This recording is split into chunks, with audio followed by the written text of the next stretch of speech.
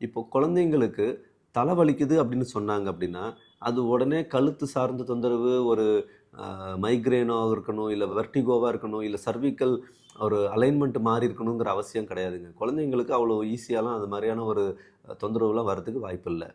எ என்ன செய்யலாம் அப்போ அப்படின்னா, அவங்க முதல்ல கரெக்ட்டா மோஷன் போறாங்களாங்கிறத கவனிக்கணுங்க. குழந்தைங்களுக்கு மோஷன் கரெக்ட்டா போகுதா இல்லையாங்கிறது அவங்க எப்படி தெரிஞ்சுக்க முடியும்? அவங்களுக்கு தெரியாது. அப்ப நாம என்ன செய்யணும் அப்படின்னா, அவங்க சரியா மோஷன் போறாங்களா? ஃபுல்லா மோஷன் போறாங்களா? இல்லையாங்கிறத கவனிக்கணும். அண்ட் இப்போ அதுவும் கவனிக்க முடியல. ஆனா தலை வலிக்குதுன்னு சொல்றாங்க. ரொம்ப சிம்பிள்ங்க. மாதுளப்பழம் எடுத்துக்கோங்க. மேல இருக்கிற தோலோட, ஓகே. மேல இருக்கிற அவுட்டர் ஸ்கின்னோட ஒரு டம்ளர் தண்ணி ஊத்தி, நல்லா மிக்ஸியில போட்டு அரைச்சு, அத ஃபில்டர் பண்ணி, ஒரு 1/4 டம்ளர் அளவுக்கு, இல்ல ஒரு 1/2 டம்ளர் அளவுக்கு அவங்களுக்கு வந்துட்டு குடுக்கணுங்க. காலையில எந்திரிச்ச உடனே வெறும் வயித்துல அத குடுக்கணும். ஒரு 1 வீக் வந்துட்டு இத செய்யலாங்க. அவங்களுக்கு எந்த அளவுக்கு மோஷன் ஃப்ரீயா போகுது அப்படிங்கிறத கவனிக்கணும் நாம. வேற ஏதாவது அவங்களுக்கு தொந்தரவு ஆகுதாங்கிறதையும் கவனிக்கணும்.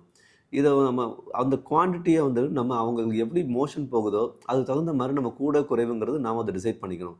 ஒரு 1/4 டம்ளர், 1/2 டம்ளர், 1 டம்ளர் வரலையும் குடுக்கலாம். நல்லா ஃப்ரீயா மோஷன் போய் அவங்களுடைய பவுல் மூவ்மெண்ட் நல்லா கிளீன் ஆயிடுச்சுனாலே போதும், தலைவலி குறைஞ்சிருங்க. சரியா மோஷன் போகலன்னா, அந்த ஹீட்டே வந்துட்டு என்ன ஆகும்னா, கொஞ்சம் கொஞ்சமா டிராவல் ஆகி உச்சந்தலை வரலையும் போய் நிக்கும். உச்சந்தலை வரலையும் போய் நின்னு அது ஒரு பர்டன கிரியேட் பண்ணிடுச்சுன்னா, தலைவலி வர ஆரம்பிச்சுருங்க.